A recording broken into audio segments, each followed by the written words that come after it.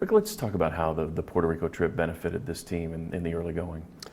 Well, anytime you get 10 days of practice and you prepare for any event, I've done this before many times, and sometimes it has had great benefits. Sometimes it hasn't been as great. For instance, when you go to the Bahamas and you beat a team by 30, 35 points, you don't realize what you have. This time around, we knew what we had. I believe we won one game. We took the Puerto Rican national team into overtime. Then we lost by 30 points.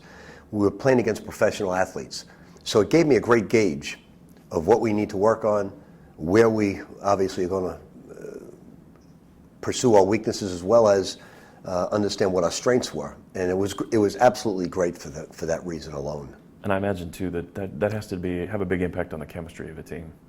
Yeah, this team is a very unique group. I've had the championship team here was great. My 87 Providence team was terrific. But this team has a unique quality about them. The 250 transfers that came in are the two most popular guys on the team with Mango.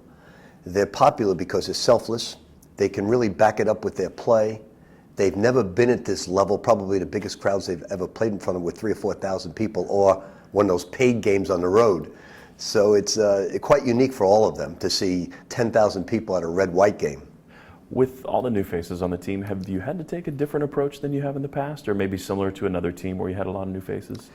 Well, the toughest thing when you have a group of new people is to get them to mesh defensively. They're doing a great job offensively. Matter of fact, this is a much better offensive basketball team than last year, and that team was a layup away from the Final Four.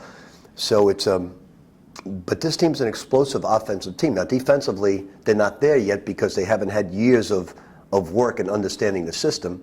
We haven't really even put our matchup zone in yet, just because we've been just trying to get the nuts and bolts of man-to-man defense down. Talk about maybe some of the impact players. You mentioned the two transfers, but where you see this team heading in terms of that leadership and in terms of that impact. Well, Mango's the most enthusiastic guy in the team, and the three captains are very worthy of that. They're very loyal. They're very trusting in what you can leave them with, and they rally the troops. When guys are tired, they pick them up. So those three guys are great leaders. The media loves to, speculate on the starting five and the rotation.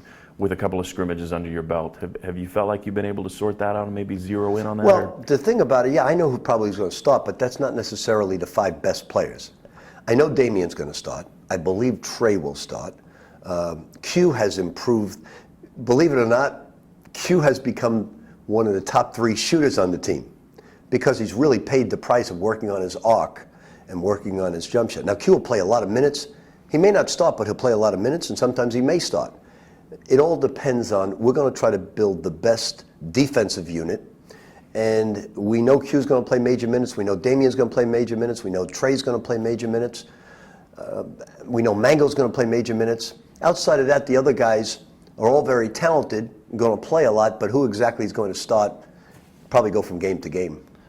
Talk about the first year in the ACC. I know you've been in challenging leagues, talented leagues, but what did you see that was maybe different or unique or new to you? Just some of the places I visited were new. A Virginia style of play-wise, I haven't seen. Maybe Wichita State's a little bit like them, the team that we played in the semifinals.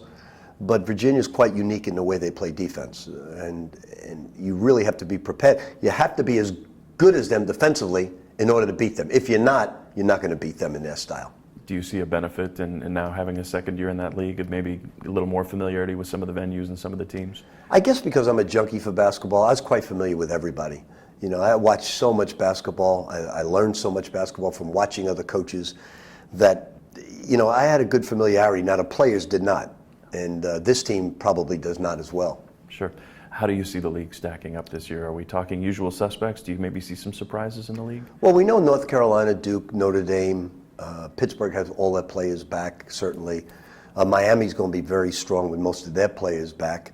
Georgia Tech will be improved. Wake will be improved, certainly. We're the X factor. I've got very optimistic goals with this basketball team, so I don't want to get too carried away. But I'm really excited about this basketball team. I think they're going to do some great things.